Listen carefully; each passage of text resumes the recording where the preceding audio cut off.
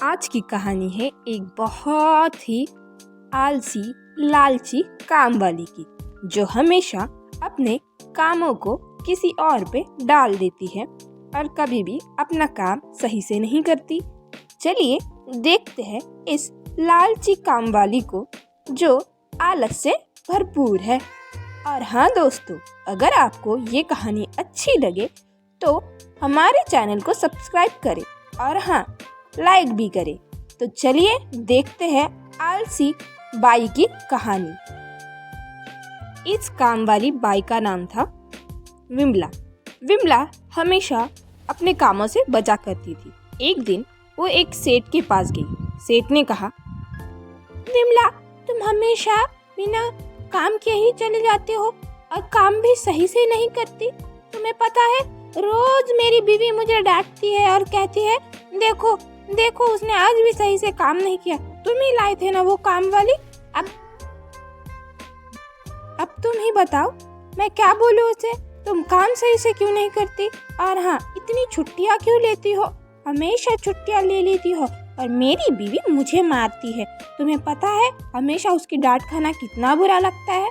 इतना बड़ा सेठ होकर घर में रोज डांट खाता हूँ, वो भी तुम्हारी वजह से। अब बताओ कल क्यों नहीं आई थी तुम? ला तो थी ही होशियार।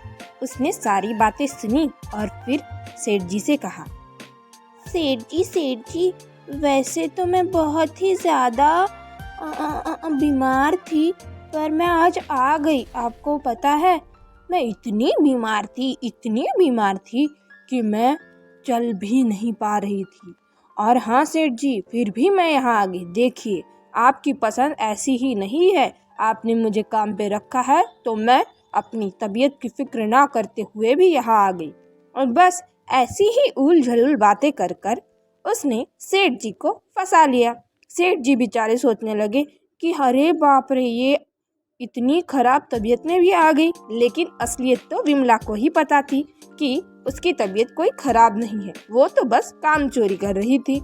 ऐसे ही विमला हर दिन हर किसी के घर जाकर काम चोरी किया कर। सेठ जी ने कहा, चलो मैंने तुम्हारी सारी बातें सुन ली। ठीक है, कल नहीं आई तो नहीं आई, लेकिन आज अच्छे से काम करना और हाँ, अपनी तबीयत का भी ध्यान रखना। क्योंकि देखो, अगर तुम नहीं आई तो मुझे कोई और ढूंढनी पड़ेगी। लेकिन मैं हमेशा दूसरों के बारे में सोचता हूँ। मुझे लगता है कि तुम्हें काम की ज़रूरत है, इसीलिए मैंने तुम्हें काम पे रखा है।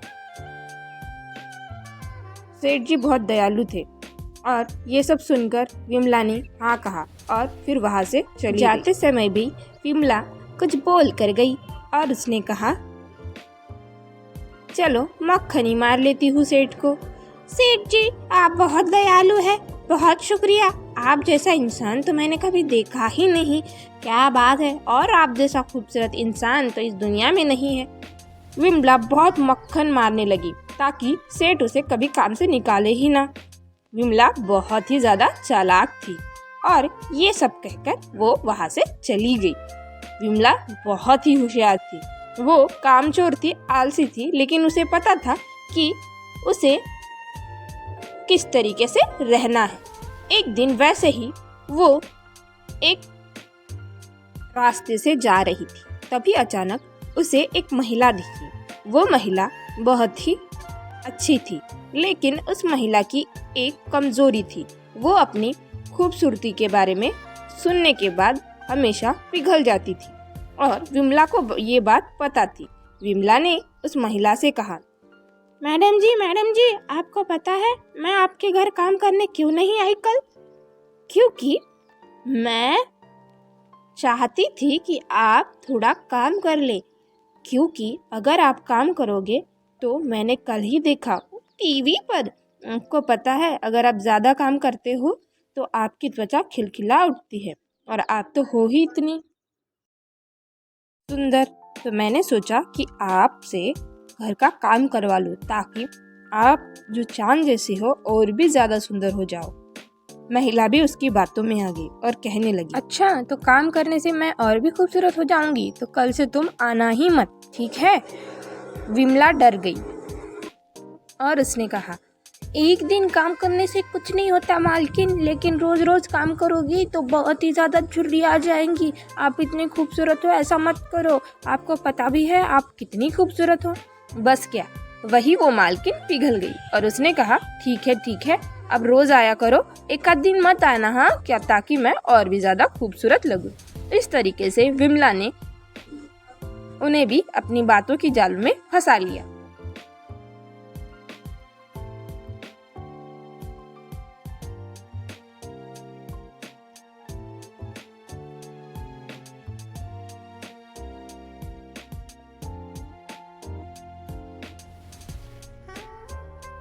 ऐसे ही एक दिन मिंकू के घर मिंकू और मिंकू की दादी बैठे थे और कुछ बातें कर रहे थे। और बातों में मिंकू ने दादी से कहा, दादी ये जो आपकी काम वाली है ये मुझे कुछ ठीक नहीं लगती।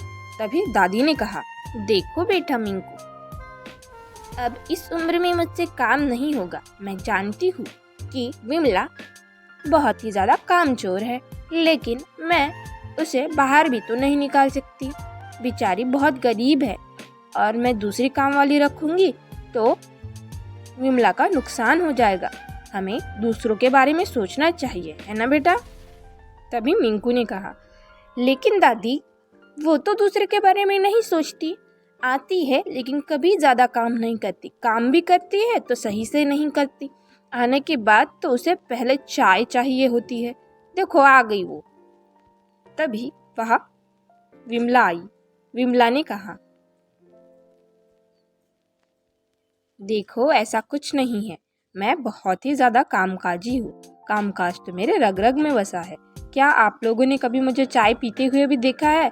मैं बस काम ही काम करती रहती हूँ, मेरे अंदर तो काम का कीड़ा है। और हाँ, मुझे बातें करना तो बिल्कुल पसंद नहीं, मैं बात तो करती ही नहीं हूँ। ये सब सुनने के बाद दादी वहाँ से चली गई और मिंकू ने भी सोचा कि इस काकी की बातें सुनने से अच्छा तो मैं यहाँ से चला जाऊँ। और तभी ये सब कहने के बाद विमला तो अपना चाय का कप लेकर बैठ गई और सोचने लगी, करूँगी थोड़ी देर से काम, हाँ हो ही जाएगा, कर लूँगी। अब इन सारी बातों से मिंकू परेशान हो गया और उसने अपनी दोस्त से कहा, ये देखो, ये विमला चाची कभी भी अपना काम सही से नहीं करती है, हमेशा आलस करती है और लालची तो इतनी है कि महीने के पहले ही दिन उसे पगार चाहिए होती है और काम का तो नामो निशान नहीं होता। मैं इस चाची को एक आध दिन अच्छा सबक सिखाऊंगा।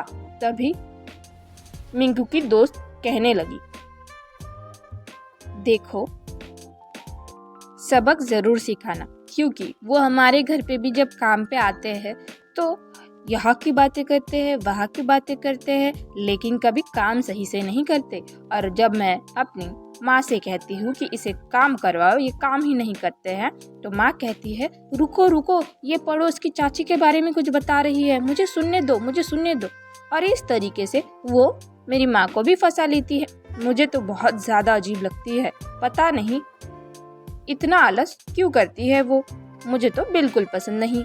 हाँ मिंकू, तुम एक दिन उन्हें ज़रूर सबक सिखाना, बड़ा मज़ा आएगा जब उन्हें एक सबक मिलेगा। एक दिन ऐसे ही वो बाजार गई।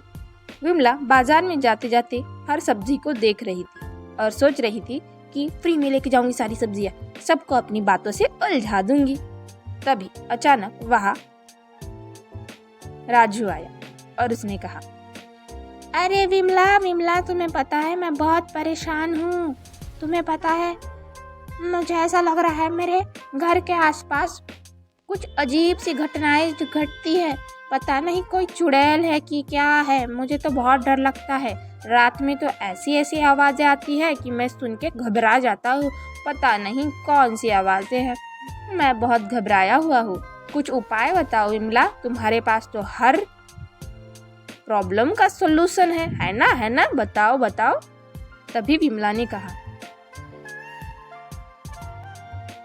इसकी बातें सुनकर, अरे राजू, मेरे पास हर प्रॉब्लम का सॉल्यूशन है, तुम कोई भी फिक्र मत करो, मैं सब कुछ ठीक कर दूंगी। हाँ लेकिन मुझे ऐसा लगता है कि समझ रहे हो ना, कुछ पैसे लगेंगे। और देखना, मैं ऐसे तांत्रिक बाबा को बुलाऊंगी ताकि तुम्हारी सारे प्रॉब्लम का सलूशन मिल जाए, चलेगा क्या बताओ। तभी बेचारा राजू, वो तो परेशान ही था।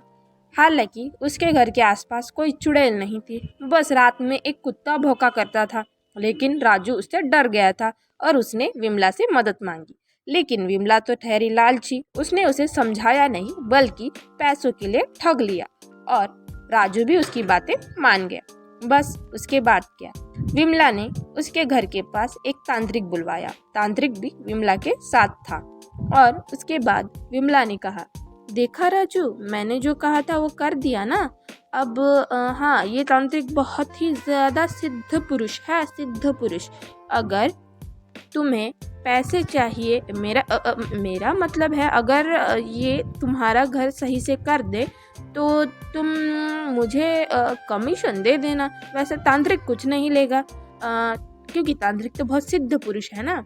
लेकिन असलियत तो ये थी कि तांत्रिक भी विमला के साथ मिला हुआ था। वही मिंकू सारी बातें सुन रहा था और वो सारी बातें समझ भी गया क्योंकि वो